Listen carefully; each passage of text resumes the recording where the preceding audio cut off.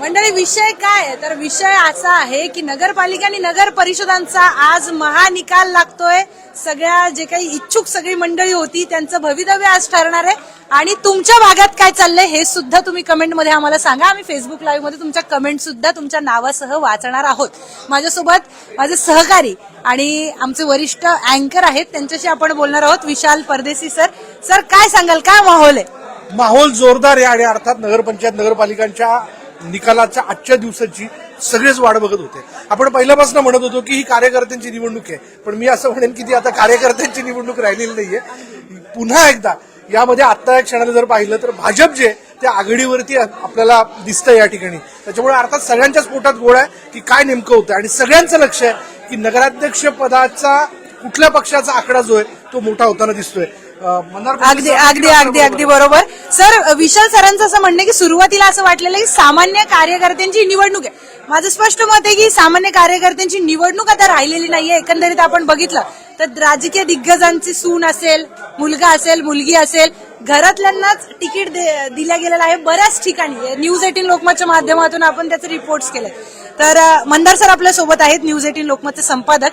Sir एकंदरीतच इतक्या वर्षांपासून तुम्ही सगळं बदललेलं राजकीय चित्र बघताय, या निवडणुकीमध्ये काय वेगळं वाटतंय? ही निवडणूक म्हणजे प्रचंड वेगळी आहे. त्याचं कारण असं आहे की एक लक्षात घेतलं पाहिजे की घराणेशाहीचा मुद्दा तू समोर काढला तिथपर्यंत ठीक आहे, पण घराणेशाही म्हणजे मला काही फार गैर वाटत नाही. भारतासारख्या देशामध्ये घराणेशाही असणारच आहे असं आपण गृहीत धरूया सध्यापुरता. पण त्याहीपेक्षा गंभीर बाब अशी आहे की या निवडणुकीमध्ये प्रचंड प्रमाणामध्ये जो पैसा व्हायला गेलेला आहे त्या पैशाच्या बद्दल नागरिक कितपत सजग आहेत याबद्दल मला शंका येते. त्याचं कारण असं आहे की एकेका मताला 10,000 रुपये, 5,000 रुपये, 6,000 रुपये दिले गेल्याची चर्चा ज्यावेळेला होते ग्राउंडवरती ती फार मला म्हणजे गंभीर वाटते आणि अतिशय चिंताजनक वाटते. त्याचं कारण हे जे नगरसेवक आहेत ज्यांनी जर का एवढा पैसा खर्च केला असेल त्यांच्याकडचा, तर याचा अर्थ ते तो वसूल करणार आहेत. आणि तो वसूल करणार याचा अर्थ असा आहे की नागरिकांनी स्वतःचा जो अधिकार होता, तिकडे त्यांचे जे हक्क होते ते सगळे त्यांना स्वाहा केलेले आहेत. आणि याच्या पुढे नागरिकांकडे असा कुठला से राहणार नाही, असा कुठला अधिकार राहणार नाही की आम्हाला ह्या सुविधा द्या, त्या सुविधा द्या.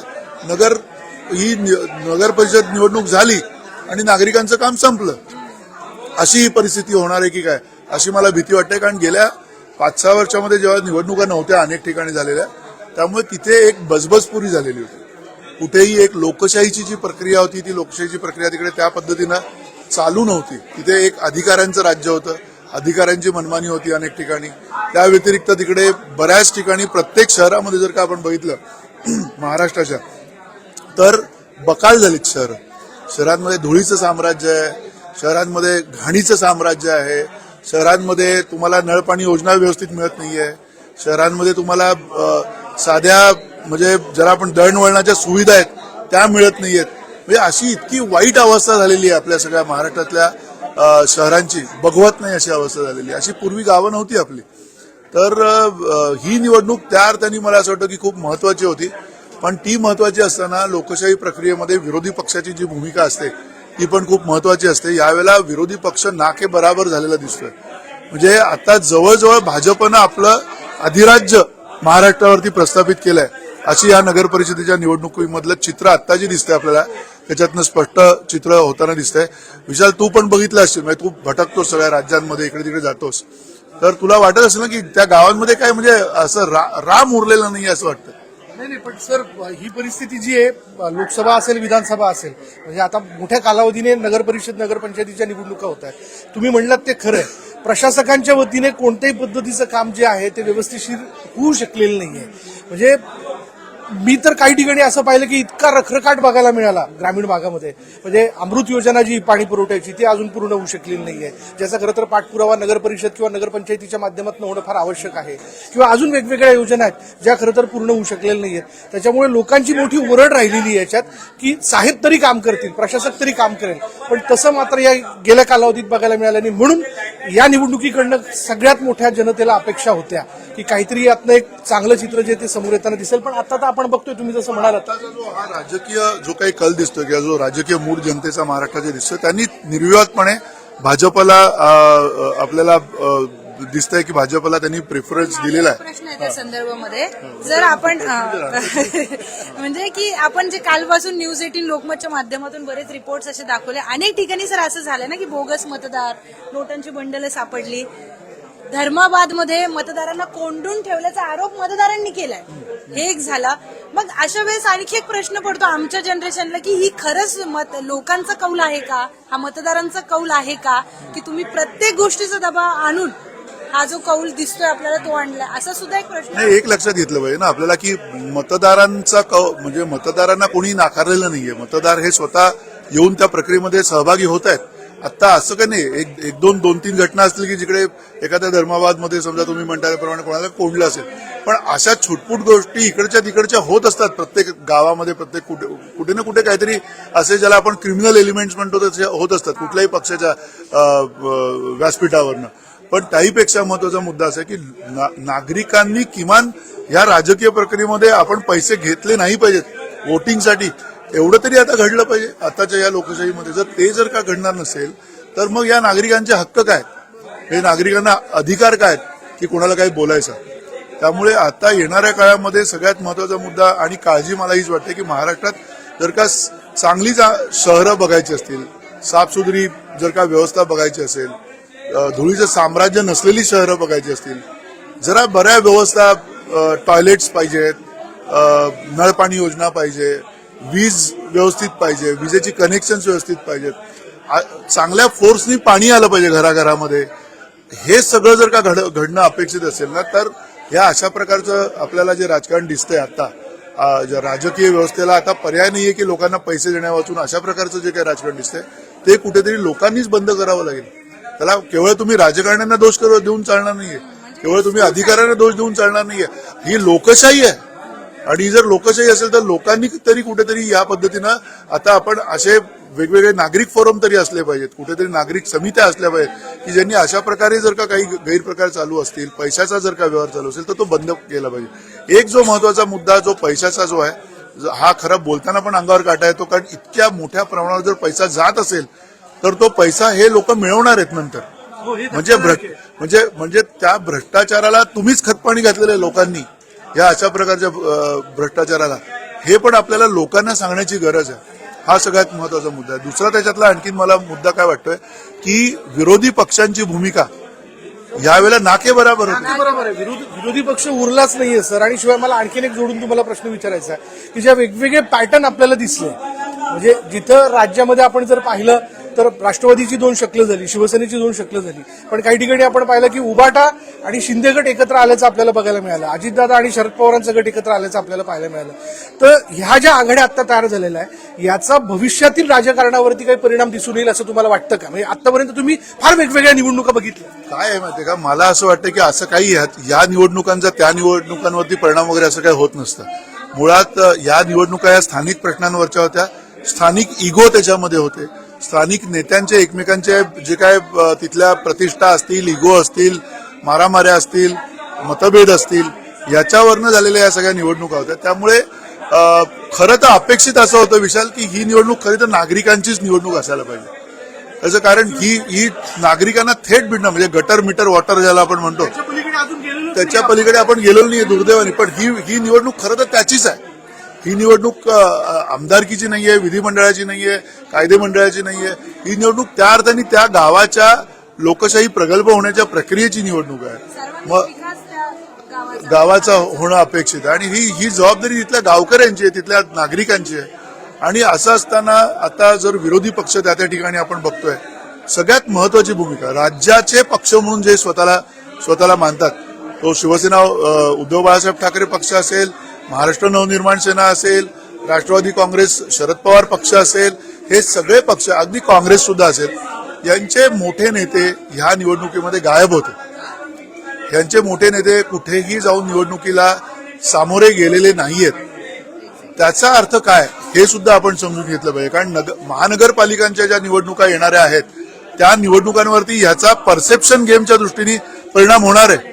त्याची मोठी किंमत या नेत्यांना द्यावी लागणार आहे, त्याची मोठी किंमत या विरोधी पक्षांना द्यावी लागणार आहे. याचा अर्थ असा आहे की ह्या निवडणुकांना सिरियसली न घेणं, गांभीर्याने न घेणं, हे सुद्धा विरोधी पक्षांना भारी पडणार आहे. हे मला फार महत्वाचा हा मुद्दा समोर आणावा असं वाटतं. सरांनी महत्वाचे मुद्दे विशाल सर मांडले.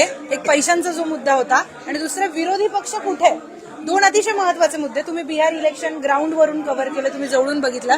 निवडणुकीच्या आधी ज्या विकासाच्या योजना सर राबवल्या जातात त्याचा भरपूर परिणाम आपल्याला दिसून आला. लॉयल वोटर आपण फिमेल वोटर्सला म्हणतो, महिला अतिशय प्रामाणिक मतदार असतात, त्यांचं मत नाही बदलत. सो ते एक आहे. पैशांचा मोठ्या प्रमाणात वापर झाला.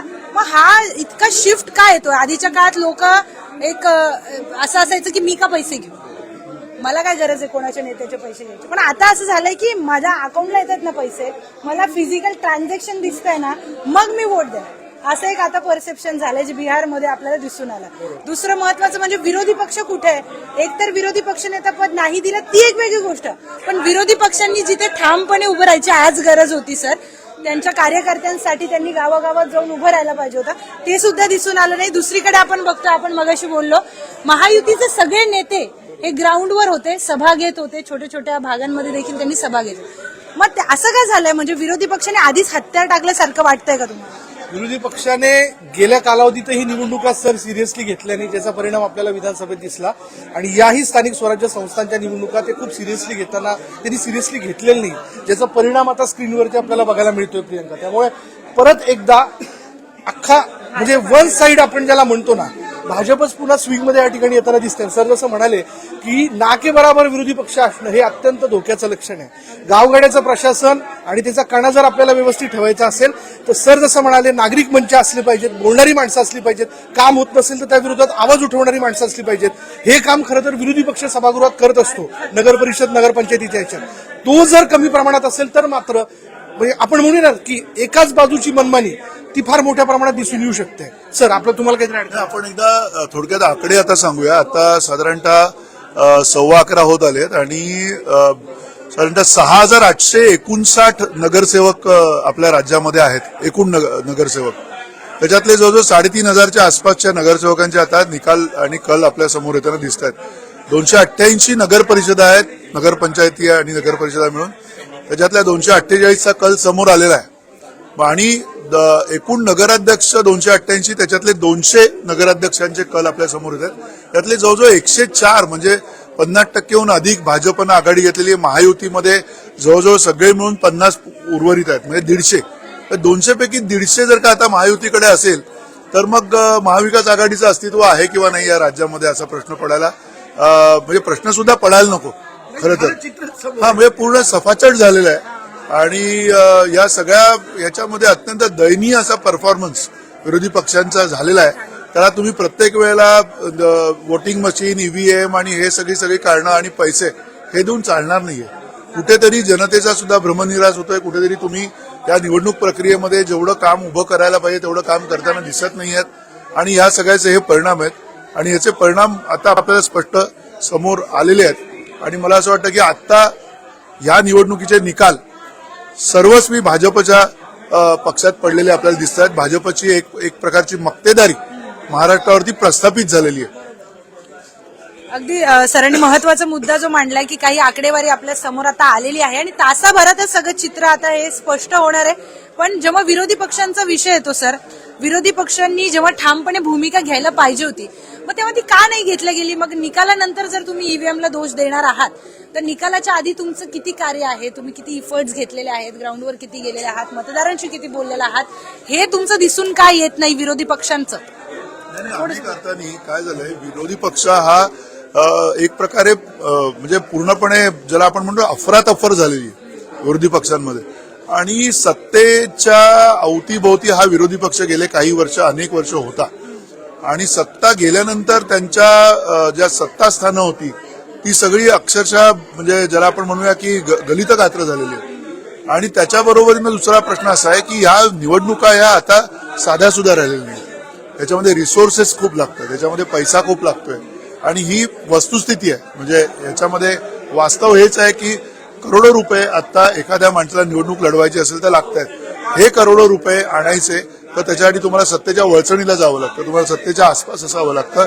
अशी दुर्दैवानं आपल्या लोकशाहीची परिस्थिती आहे आणि त्यामुळे आत्ताचा विरोधी पक्ष जो आहे तो त्यांचे पैंतरे ज्याला आपण म्हणतो किंवा राजकीय त्यांची जी एकूण रणनीती आहे ती बदलताना आपल्याला दिसत नाही आणि त्याचे हे सगळे परिणाम आहेत आणि कुठेतरी अजून विरोधी पक्ष हा एक बधीर अवस्थेत गेल्यासारखी परिस्थिती आहे आणि ही लवकरात लवकर खरं तर त्यांना खूप मोठी संधी होती.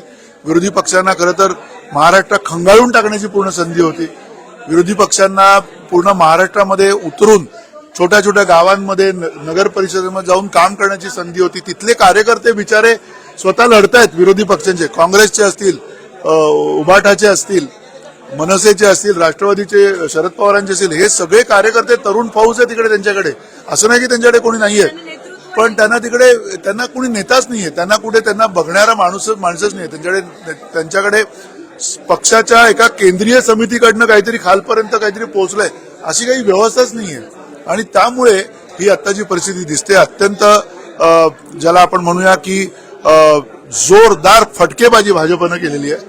जोरदार फटकेबाजी भाजपच्या पक्षात आता होताना दिसते आपल्याला आणि त्या दृष्टीने काँग्रेस आणि यांचे सगळे आकडे जर आपण बघितले तर या आकड्यांमधनं आता एवढी मोठी एक दरी मोठी निर्माण झालेली आहे आणि या राजकीय दरीचा आता येणाऱ्या काळामध्ये जो काही फायदा असेल तो भाजप या एकमेव पक्षाला होईल, याच्यात काही मला शंका वाटत नाही. तर या सगळ्यांचा जो काही परिणाम आहे म्हणजे पैसे वाटपाचा मुद्दा असेल, त्याचबरोबर विरोधी पक्ष कुठे आहे हा मुद्दा असेल, बऱ्याच गोष्टी या सगळ्यांमध्ये समोर आल्या. पण सगळ्यात महत्वाचं एक गोष्ट लक्षात घ्या, पैसे जे वाटण्यात येत आहेत हे पैसे कुठून येत आहेत याचा सुद्धा विचार मतदारांनी केला पाहिजे. हे पैसे वसूल कुठून होणार आहेत याचा सुद्धा विचार झाला पाहिजे. आता स्थानिक स्वराज्य संस्थेच्या निवडणुका सुद्धा येऊ घातलेल्या आहेत. मुंबई महानगरपालिकेची सुद्धा निवडणूक ही येते. त्यामुळे या सगळ्या गोष्टींचा विचार आता मतदारांनी देखील केला पाहिजे, कारण हे टू साइडेड आहे, दोन्ही बाजूंनी या सगळ्या गोष्टी होणार आहेत. त्यामुळे विरोधी पक्षांसोबत मतदारांनी सुद्धा सजग राहणं आता गरजेचं आहे. या न्यूजरूम लाईव्ह मध्ये मी आता इथेच थांबते, पण तुम्ही पाहत रहा न्यूज 18 लोकमत, कारण सगळी आकडेवारी ही न्यूज 18 लोकमत पर अगदी तंतोतंत ही अपडेट होतीये. आत्ताची अपडेट ही आहे की भाजपा 133 जागांवर आघाडीवर मला दिसून येते. आत्ताची आकडेवारी मी तुम्हाला सांगते. आणि दुसरा पक्ष जो आहे तो शिवसेना आहे, तिसरा पक्ष राष्ट्रवादी, चौथा राष्ट्रवादी शरद पवार पक्ष, पाचवा काँग्रेस आणि नंतर शिवसेना युबीटी. आता या सगळ्यांची आकडेवारी एक तासाभरानंतर आणखी बदलू शकते, पण किती मोठ्या प्रमाणात बदलेल हे अजून सांगता येणार नाही. कसं वाटलं लाईव्ह आणि कमेंटमध्ये आपलं मत नक्की सांगा. आता इथेच थांबते, पाहत रहा न्यूज 18 लोकमत.